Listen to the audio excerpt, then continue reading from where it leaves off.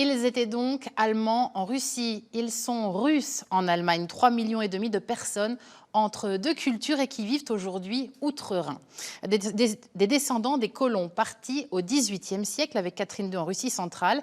Ils sont revenus par centaines de milliers depuis la disparition de l'Union soviétique. Une histoire singulière que nous allons vivre au travers des témoignages de Yuri et de Tania, sa femme. Regardez, c'est avec François Louis et Olivier Bouillon.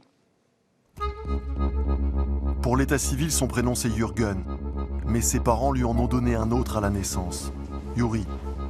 Comme 3,5 millions d'Allemands, il est né en Russie, descendant d'une famille installée sur les bords de la Volga depuis le XVIIIe siècle.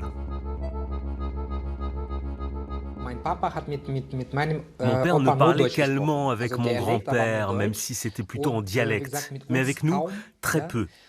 On était habitués à la langue, mais tout était en russe autour de nous.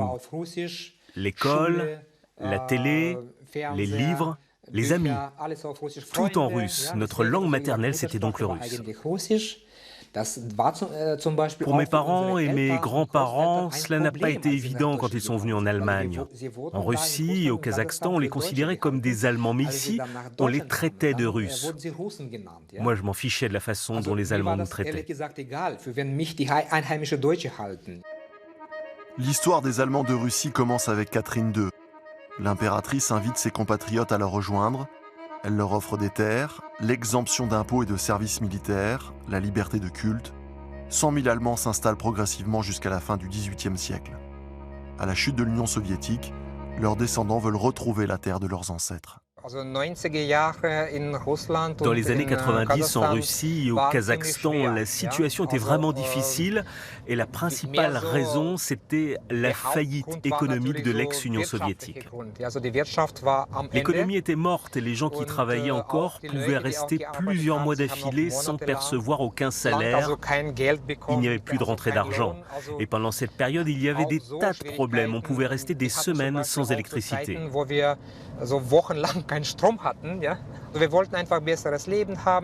On voulait une meilleure vie, pouvoir voyager à travers le monde.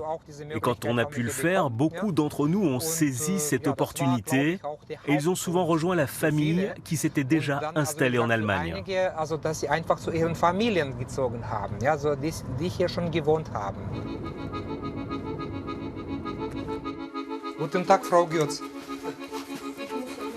Tania, la femme de Yuri, est elle aussi issue d'une famille allemande installée en Russie. Comme beaucoup d'autres, la sienne a subi les persécutions, l'exil, sous la terreur stalinienne. Ça, c'était mon arrière-grand-mère. Elle avait 7 enfants quand elle a été expulsée vers le Kazakhstan. Elle n'a jamais revu son mari. Il était comptable, il a été déporté. Elle a écrit, supplié, elle a même écrit à la veuve de Lénine. Elle n'a jamais eu de réponse et aujourd'hui encore, on ne sait pas où il a été enterré ni comment il est mort. Mon grand-père était aussi un Allemand de Russie. Il était installé dans le centre du pays. Et comme on a estimé qu'il était trop riche, c'était un paysan, il a également été expulsé vers le Kazakhstan. Il nous a souvent raconté cette période, comment ils ont découpé et fait cuire son manteau en cuir pour le manger. Tania et Yuri sont arrivés en 1996. Tous les deux ont rapidement obtenu la nationalité allemande par le droit du sang. Elle est fonctionnaire municipale, lui travailleur social, des Allemands comme les autres, ou presque.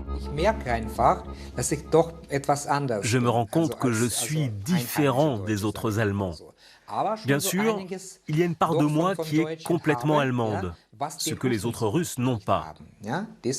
Mais je ne peux pas vraiment définir ce que j'ai en plus. Alors je me définis volontiers comme un Allemand avec une mentalité russe. Et oui, ça existe.